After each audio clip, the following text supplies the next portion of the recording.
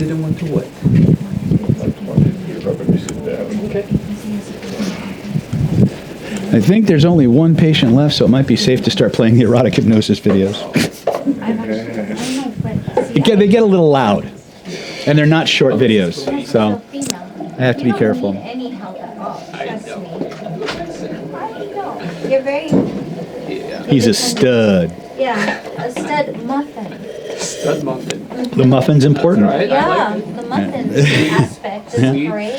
He's the stud. I have the muffin top. So He's the stud. I'm the muffin. Or the other way Okay. around. who am I to argue? I'm just a guy with who wears vests. West guy. You're the sweater guy. Not today. I am. Yeah. Yeah. I'm actually in my fluffy phase right now No, because it's Fluffy so puppy. nice. It's comfy. yeah. Comfy face. Yeah. Comfort. You- Comfort clothes. You call David teddy bear? Yeah, he's a big teddy bear. Okay. That's your He's a big- sister? It's nicer than what my wife calls me. I don't want to say what my wife calls it. Honey. when you are or are not around. Well, All right. she's here too, No, so you know. we all have a teddy bear side to us. Mhm. What? What's that? We all have a teddy bear side. Veronica's like, I have two teddy I bears. can hear. You have two? Okay, very cool. So, what did we learn?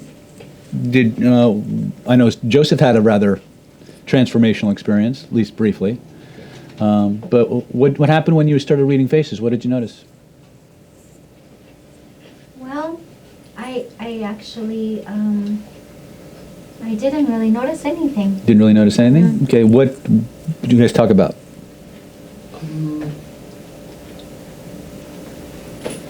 We were eating and discussing. Oh, so you weren't actually doing the exercise?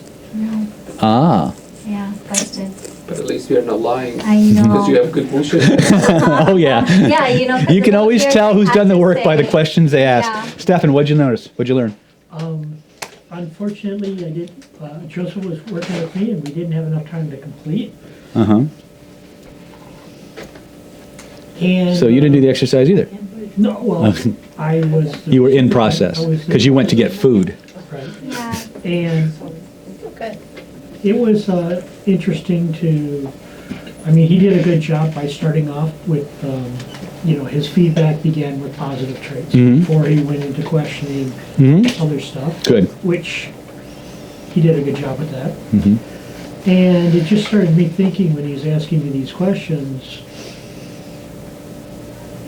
like lost love, Mm-hmm. okay, trying to recognize or figure out what lost love is, because normally you don't think about stuff like Mhm. that. You just, you go on with your life, and Mm-hmm.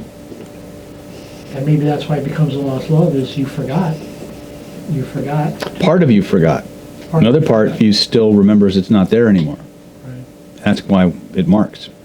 Right. And so the part that is like almost trying to suppress it, like Mhm. bury it, like not make me think about it. Exactly. That's why you have to gently prod and poke the bear, right? Get them to think about it. Because as they think about it, they start processing it, right? Because that stuff's basically frozen. And the more you the more you poke it and get them to think about it, the more you start to thaw it out. And now the system can process it, right? It's the same idea of toxified trauma, stuck energy, right? It's frozen. Yes. I have a question. The purpose lines right here. Mm-hmm. Is it significant if they're straight, or if they're wavy, or if there's any sort of pattern with that? I'm sure there's something to it, but I don't know what the distinction is. And in all the trainings I've been to, Lillian hasn't made a distinction. The more set in that they are, though, generally the better they are. If they start to merge with other kinds of lines, then there may be something deeper going on. If you're talking to a client and as they're processing emotions, they start with these really strong purpose lines and they start going away, is that a bad sign? I don't know that it's a bad sign. I think it's a sign that they're processing something. Really? Yeah. But chances are, if it starts to go away, it wasn't really a purpose line. It was something else, as a rule. I find these lines come and go depending on how into what I'm doing I am, right? Some of you have really good purpose lines and don't feel like you're doing something. Aimlessly wandering in the forest. And yet, you're not. right? Like your purpose lines are lopsided. What's that mean? It means your purpose lines are far more developed on your private side than your public side, Yeah, because there is no public side. right?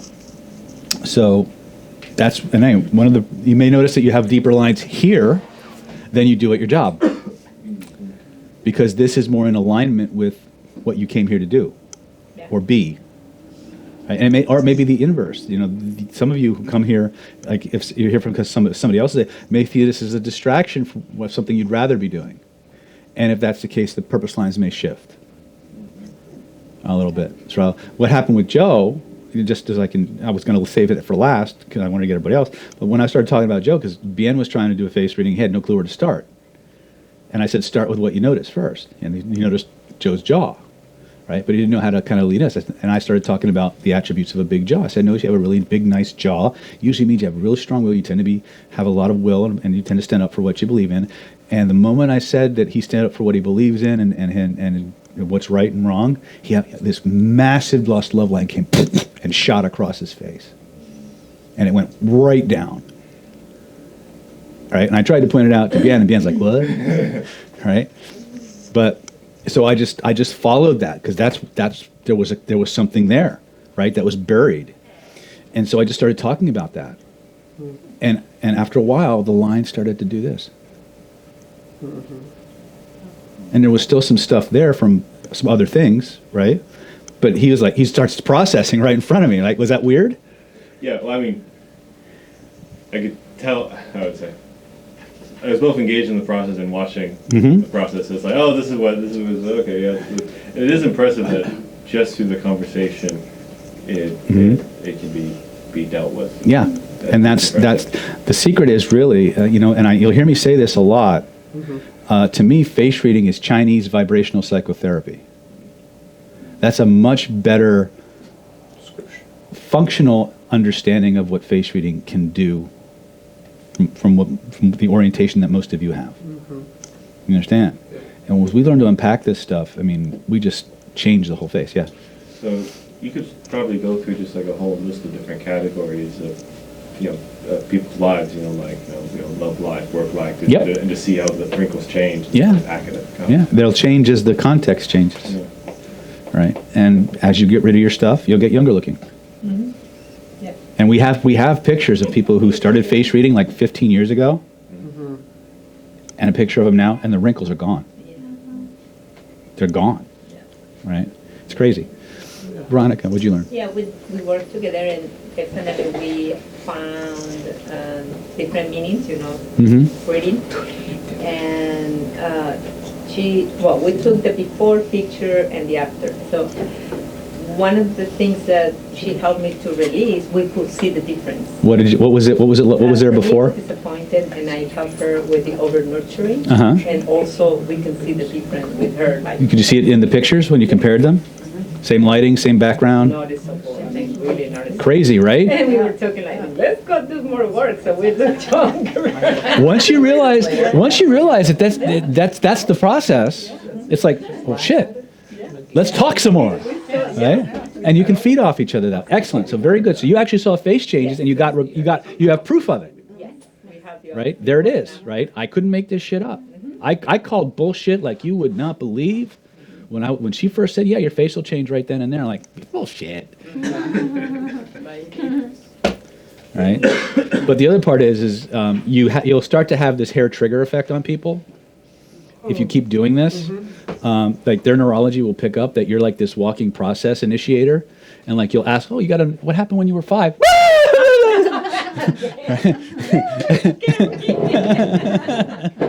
Right? After a while, you're like, oh, here we go again. Point to where you feel it. And then you just spin that shit out, right? But even if you don't have those techniques, if you can just talk to them the way you guys did and stick with them through that process and share that compassionate energy without taking it on, their stuff, then they'll work through it in their own time. Right? We don't have to point to where you feel it, take it out, spin it, put it back in. We can just have them express, because that's what needs to be done. Both ways work, right? All right, very cool. So I'm going to go back to, had a whole list of people's names and stuff here. Where is it? Sabo, you guys didn't, Jeff, did you do the exercise?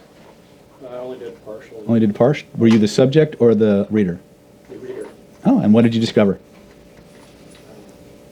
See, Veronica has the Buddha lines. Mm-hmm. Very cool. Deep Oh, thought. She also has the impatience or noise Mm-hmm. lines. A lot of us have that Which, very because we live in Southern California and traffic sucks. And I was... And then the rest of it went back to the ears. Right on. We can do a lot from the ears, but in normal conversations, it's not the most immediately useful thing to go with. If you're doing a face reading, and I recommend you consider it as a viable income stream because people want to know about themselves. They will happily pay you $500, $600, $700 for an hour and a half or whatever to just talk about themselves. And they'll actually probably get more out of talking to you for those 90 minutes than they would out of 12 sessions of psychotherapy. Because you're going to actually initiate in them a vibrational energetic change. They're going to process shit. And their faces will change. So, just an idea. And if you have all these other neurolinguistic tools and hypnotic tools and things like that, it just gets more powerful because That's now... what you use. That's what you just used with him, like everything you incorporate. Yeah. Right. Right? It was all reframes. Yeah, a bunch of them. I was writing it down. I could feel the vacuum of you sucking it all in. Right? So where did I put... Let me look at my pages here.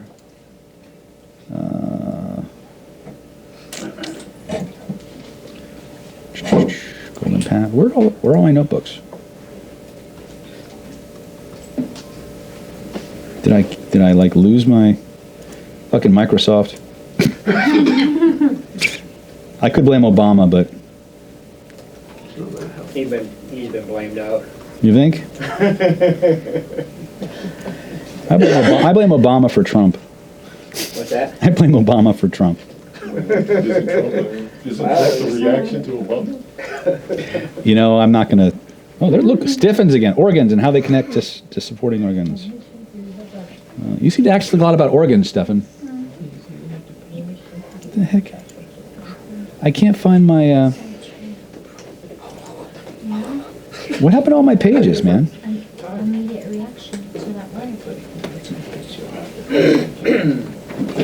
Okay, I think I might have erased... inadvertently, I might have erased my mastermind. But so people were asking about energetics. Sorry, there's two women say hi. Hey, this is my daughter Sophie. Hi, Sophie. This is my daughter Cassie. We just came back from birthday party. Wow. I'm in so much trouble. You guys did parkour? Yeah. Oh God, I feel more emergency room visits in my future. All right, you guys go play. All right, so energetics. I believe Christine was asking about running energy. How to use energy to help others. You've been doing that, by the way. The moment you started doing face reading, you started doing energetics. Yeah. There's a vibrational interaction that happens. You're tapping into the acupuncture energetic system and you're processing emotion or Shen issues. So these are very deep spiritual issues, even though they're emotional in nature. Okay? When we talk about running energy, what we're talking about is allowing energy to move either, like if we're doing, can I use you, Joe? Bring your chair up. So, to enter, the entry point into energetics that I think for most people is the simplest, is the energy system known as Reiki. Reiki means universal energy. There's actually a much deeper body of knowledge that is largely occult, and by occult I mean hidden, not generally known. I spent years reverse engineering that stuff. But I tell people, you literally have to work to screw Reiki up because it's almost entirely intuitively guided. So the motto we go for is hands-on, Reiki on, hands-off, Reiki off. Right? So each of us when we're born comes into this world with our chakras basically open and with the ability to channel these higher vibrations of energy. Our problem is that we try to force something to happen, and we actually block the flow. Yeah. Reiki training, amongst all the different forms of energetics, is the one closest to just put your hands on and think of something else. Yeah. Okay? So when energy comes in, as a rule, it comes in through, depending on what energy we're pulling from, because we're using higher level vibrations, we tend to pull from the upper 4 chakras, the crown, the third eye, the throat, and the heart. So in a Reiki attunement process, what will happen is the healer or the teacher will open up the hand chakras. They'll systematically connect them to each of those 4 chakras. And then they'll open the chakra and they'll open the entire Sushumna pathway through an attunement process. Now you want to think of this attunement kind of like downloading a zip file. The healer connects to the Reiki energy source. He has an intention to pass on an attunement using specific symbols in a specific sequence combined with a specific process. He's going to download that zip file. He's going to transfer that zip file into that system. It's going to unpack. It's going to cause the system to reprogram itself. So the system will start to actually calibrate to a higher frequency of energy. Okay? Yes? You said you're pulling the energy from... Well, you can pull the energy from a lot of different places, when you do Reiki. But when you do Reiki, it's primarily cosmic energy. It's Cosmic energy. yang energy. Okay? Reiki itself has a very sensual feel to it. Now, you got to understand, the intention is higher energies, but a lot of times, the more earth energy you have, the more yang energy, cosmic energy you can pull. So a lot of systems will have you connect to earth first to create a bigger vessel, so you have more drawing power. Right? Just think of it grounding. That's what we do. That's why you do it. There's an energy that comes up from the earth that, as it comes up, it pulls. There's an energy that pushes down. That's yang. So, but even in yang energy, you have energy from the sun, you have energy from the North Star, energy from the stars and the cosmos in general. So even within that greater yang, you have subdivisions. If you get more into if you get beyond geomancy into like Taoist sorcery and Taoist wizardry and things like that, they'll talk about how to connect and utilize those energies. You don't need to know any of that shit. Do you connect to earth when you do Reiki? Yes, but it's not obvious. Because when the person, during the attunement process, when they blow into the crown chakra, they're moving it down through the tailbone into the earth. So it's opening that whole pathway. And as the system starts to upgrade itself, it'll work from the lower chakras up. Okay, and it'll open. But these are the 4 that we're opening up, because these are the ones that allow us to channel those higher frequencies. Is that for every attunement, all 4 attunements, or? Depends on who you go to. Like I'm a little not, even though I'm like 3 generations away from like Phyllis Leifuramoto, who came to this, and Hawaii Tagata. So I'm like really close to the original Reiki lineage. Some people would do 4 attunements. They do 1 chakra each. Those would be your 4 attunements, and you'd be done, right? I didn't interpret it that way, so I did 4 chakras 4 times. So I give you like a 16-time energy boost, and I've always done it that way. So to me, and so we got a really significant, and you can benefit from multiple attunements. This is not a Reiki class. We're not going to do attunements. You don't need the attunements to channel the energy. You just need to get out of your own way, right? So the basic function is we have an intention to connect. We wait for the energy to fill our hands. So this is a basic receiving posture. The physiology will actually activate an intention to take in. Okay, and after a while you'll feel a little bit of a tingling in your hands or in your crown or whatever, and you can put your hands over the crown chakra here. You can move it to the ears, which is a very powerful. We're gonna actually circle back to that when we talk about ear massage and stuff like that. Okay, and then we want to cup the third eye and the occiput, and then we can do the shoulders. We're going to probably work. These are the basic ones. Now, one of my biggest criticisms of most Reiki practitioners is that they don't leave their hands on long enough. And since we're on that subject of hands-on, we need to start talking about legalities. Unless you are a licensed massage therapist, unless you are a nurse, or somebody who is credentialed and given a legal right to manipulate or touch the body, keep your hands off. Okay? Now, I'm a big believer in kinesthetics. Okay, I want the oxytocin dump that comes with physical contact. Okay, massively amplifies what you're doing. Right. So I'm always going to touch. Okay, and again, I just haven't. I put my hands on, the Reiki flows, and it doesn't. And here's something I learned from Bill Bankston, that I didn't want to believe, but really helpful when you believe it. It doesn't matter what you feel. Some people can feel that energy flowing like a river, and it's like, oh, it's really flowing now. Some people feel nothing. It doesn't matter whether you're super sensitive or a brick. The energy's flowing. Yeah. Okay? He can feel that. Right? I know he can feel that. Right? He needs you sucking up some juice, boy. Right? All right. So from here I go from the crown to the ear, third eye and occiput, which is actually the back part of the third eye. It's called the jade pillow. Okay? Then I go to the trapezius, and I like to put this point right over gallbladder 21. This is really good because it sends energy down into the breast area. So for seduction, it's really good. Not that I would utilize those things for that, because that would, Yeah, you just made 2 kids with Yeah, Yeah. I have a whole course devoted to that. I literally wrote the book on sex. But anyway, that's a different class for a different day, right? So this is where I would start to kind of warm up the pot, so to speak, kind of get a certain amount of energy built up in them, and then I would do a general energizing process before I went to specifics. Specifics would be something like what Christine was asking about, which is running energy. So if, for example, I want to run energy from, and in most organized people, the Reiki flows from the right side to the left side. So think electric, magnetic, right? But the nice thing about Reiki, and in most systems, in Reiki, the energy can flow from either, because both palm chakras are attuned, right? But if you go to something like pranic, they're almost always going to have their left hand as the receiving and the projecting, and the right hand as the projecting. If you're left-handed, they're going to reverse that. Reiki, it's either hand does either thing. It's not, you don't do it, right? You find sometimes your hands will just spontaneously move to a different location, right? And that's your higher mind, your pre-conscious self guiding you to where it needs to go, right?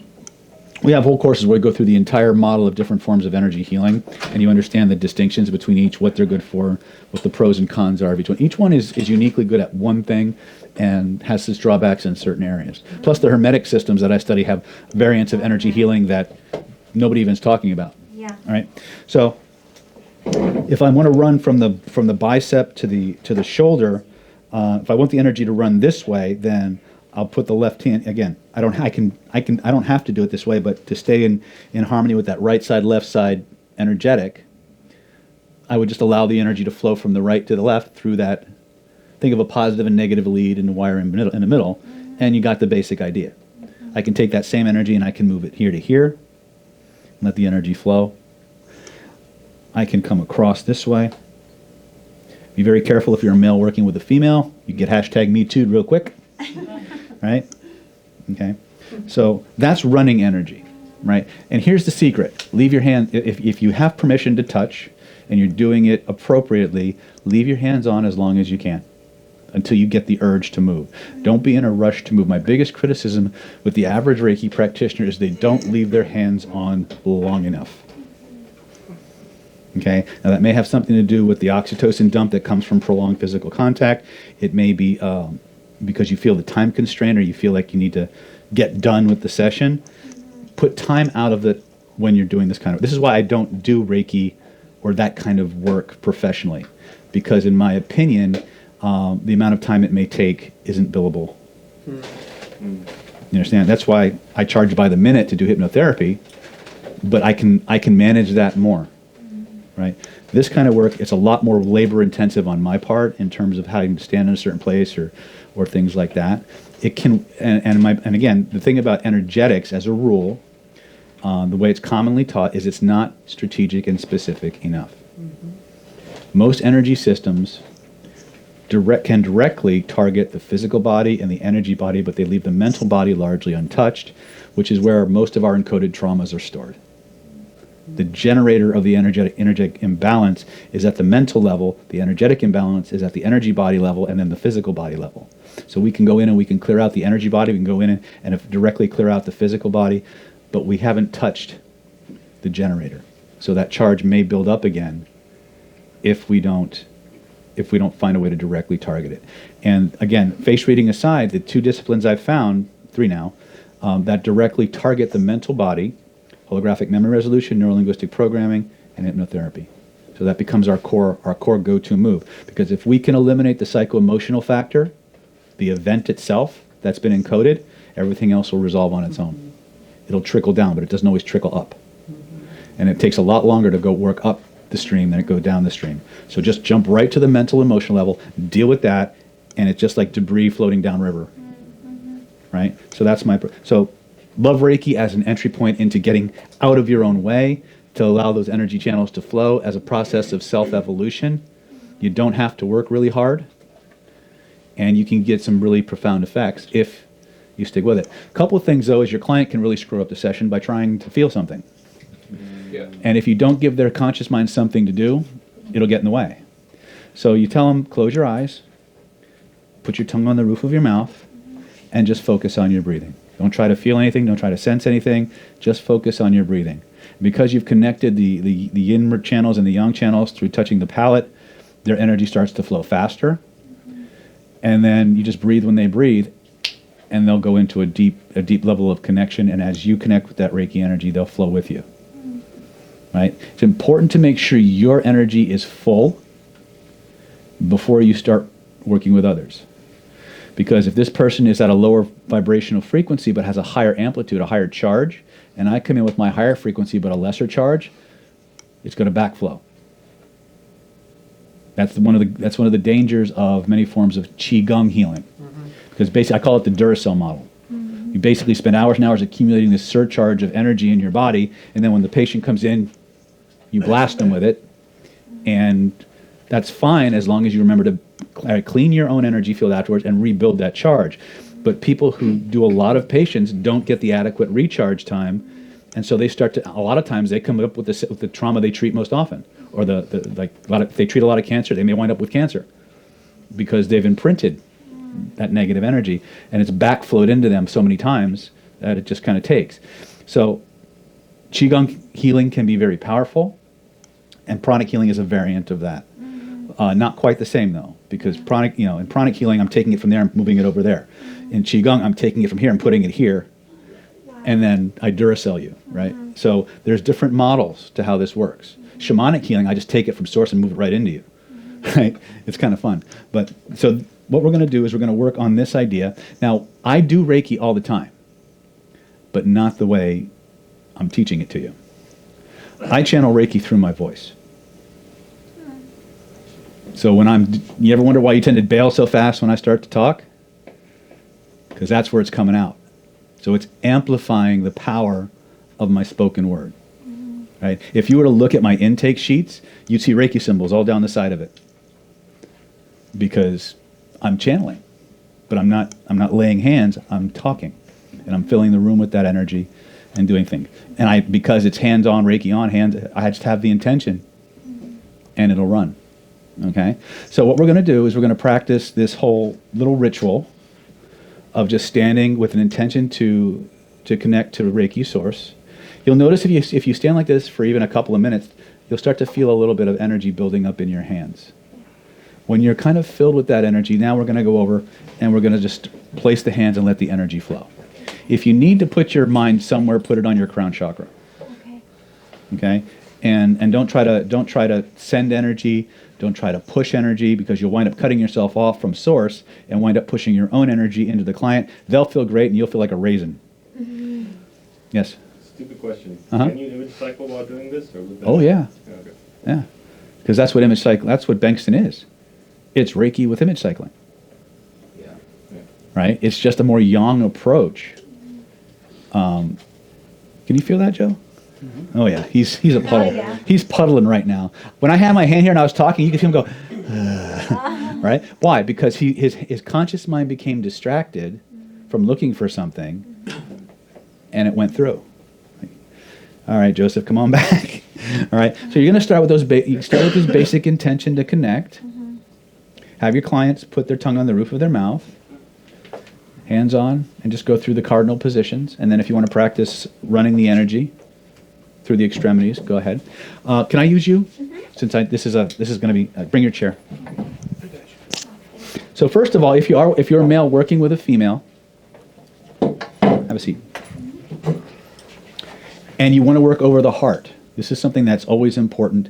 First of all, ask permission. Is it okay if I work on your heart as well? Sabo, can you move over, please? So one of the things that we need to do is we need to make sure that we have an extra layer of insulation between us and them. And the way you do that, when you're going to work on the heart and the throat, because sometimes we can't see where our hands are, and a lot of us, you'll notice, is you tend to get deeper and deeper into that meditative, sensual side. I like energy. To me, Reiki healing is like one of the most hedonistic activities you can do. Right? It's like you can just go get completely in that flow and get immersed. And what happens a lot of times is you'll spontaneously start to sway. Your hands will start to move. So I can speak from experience that embarrassing things can happen to you if you don't follow these precautions. So first of all, ask permission to physically touch. Okay? When you're working anywhere in this area, if you're going to work the throat, some people are a little crazy about working with the throat. So you have to be, I don't choke them, right? This is not, unless you have a fantasy for this is not a good thing to do because you want them to be relaxed. But the biggest problematic area is the heart. So what we do when we work on the heart is we have them cover the heart area, and then we Reiki through the hands. Okay, and this is actually very comforting for them as well, right? And they'll just go. Right. First of all, it's a hug. Second of all, their energy is adding to my energy. And if you notice, a lot of people when they sleep with their hands over their heart. It's a very relaxing, soothing way to sleep. So you're amplifying that energy. Okay? Does that make sense? So when you're done, then you gently place the hands back, and you can do a palm up if you want. Right? And then depending on, and when I move, I always maintain one hand, one contact point. So going back to this, so for example, if I'm here, as I take this, notice this hand is staying here, and then I'll come to here. See how I always keep one contact point, so I'm never breaking that rapport connection with the client. Okay, so be very, very respectful of people's private areas. Right, make sure you ask permission. Okay. Those of you who are the recipients, remember, sometimes they get a little stoned, sometimes they make mistakes, understand the difference, right? But, be professional. But allow that energy, and it's okay for you to enjoy it too as a healer. In fact, you'll find that the more you immerse in that flow yourself, the more they're going to get. Whereas if you focus on trying to give them as much as possible, you won't get as much, and you won't enjoy it nearly as well. So once again, joy is a higher vibration. Connection is a higher vibration. The more we immerse ourselves in that frequency, the more it's going to flow. Mm-hmm. Okay? Now, they may react from time to time. Let them. Just let them know it's okay. Let those feelings come up. Let them come out. As they come up, they come out. As you feel them, you reveal them. As you reveal them, you heal them. Right? And and hold that space for them. Because the body, you can resolve traumas with Reiki, but it's going to be a non-verbal resolution. The body, just remember, the autonomic nervous system does not speak English. It doesn't speak any human language. It speaks in the language of feeling and metaphor, like physical metaphor, like diseases and lumps and wrinkles and things like that. And so when it communicates, it's going to communicate that way. So whatever physiological responses they have, it's supposed to be that way. Does that make sense? Mm-hmm. All right. So this is something that is a little bit time appropriate. I mean, it's time intensive to do. But if it's something people were asking about, so I would like you guys to experience this. Right now, here's the cool part. As you have them put their tongue on the roof of their mouth, as you have them focus on their breathing, as you start running this energy through, guess what happens? They go into a deep trance. Now, thinking as a hypnotist, targets of opportunity. Might be a good time to just start telling stories.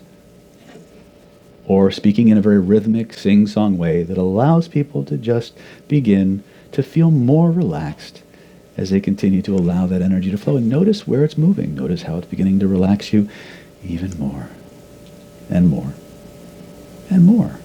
Feel the room change? Right? So that's how you do it. Now once you're done, you close off their energy field. Find the nearest plant, throw all your stale energy into it, and seal them up real good, and either change places with them or find a new partner and move on. Okay? Yep. Let's, it's 3:38. Let's go to what? Cami had a question on how to do it to yourself. When you're doing Self-Reiki, one of the biggest problems that we have, let me use my big stool here. One of the biggest problems that we have with self-work, once again, is that we're trying to be the driver and the passenger at the same time. And many times, because our consciousness resides at or near the same level as the trauma, we can't quite get there. So the best way to do self-work, now a lot of people in classical Reiki training will say, well, just do the positions on yourself. You ever try to do Reiki positions on yourself? It's not easy. You can get this one pretty well. This sucks, right? Because you have to stress yourself out to put your hands there, right? So there's a couple of ways that you can do that to do Reiki on yourself. And the best way to do Reiki on yourself is through distance healing, through distance work. So you create a witness or an avatar that represents you, and you do a healing on that just like you would another person. And you're going to find you're going to get a bigger, I mean, this will put you to sleep really well. Reiki, when it's done well, it's very common for the client to just start snoring, right? So it's very cool. Spend a lot of time Reikiing the ears, because the ears itself are a homunculus for the rest of the body. If you look at an acupuncture chart, right, you'll see many times in the acupuncture books an inverted fetus. The head is here, the spine is here, genitals are here, internal organs are here. So when I start working on the ears, I can literally energize the whole body. I can treat the whole body from there. Can I use you again, Juanita? Actually, no, let me, you both have long hair, so anyway, this will be fine. All right. Okay. I should have picked Sabo for this. I would have watched him melt. But anyway, so I was going to save this for later, but this is something that when I teach my Reiki students, and if people want to do Reiki, I'll set up classes for that. It wasn't really on my agenda, but it is useful. So one of the things I do is ear massage. And the first thing we do is we start at the ear apex, right up in here. And when you let's turn sideways so they can see. No, turn it. Okay. Oh, she likes her left side being forward. Oh, yeah, my yes. Okay. personal So side. yeah. So when we rub, we use a little bit of a rotating finger, and then we just begin the process of pulling down. And usually by about the third or fourth pass, you'll see him start to melt a little bit. Right? You see her going?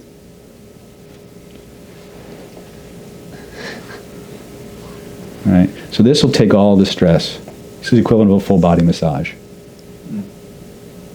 I'm massaging her internal organs. I'm massaging her spine, neck, head. Right?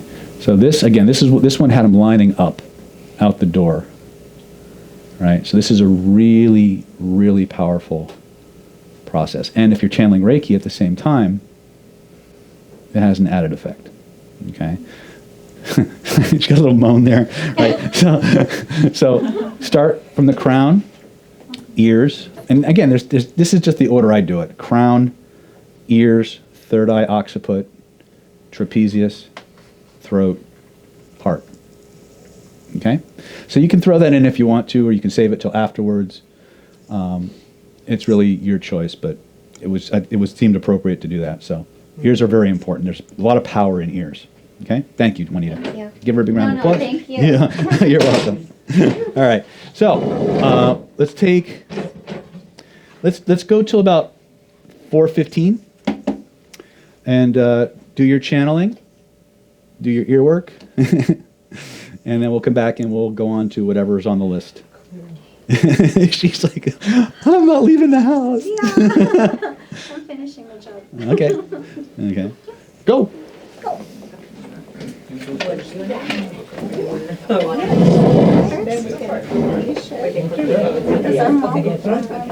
She's warmed up.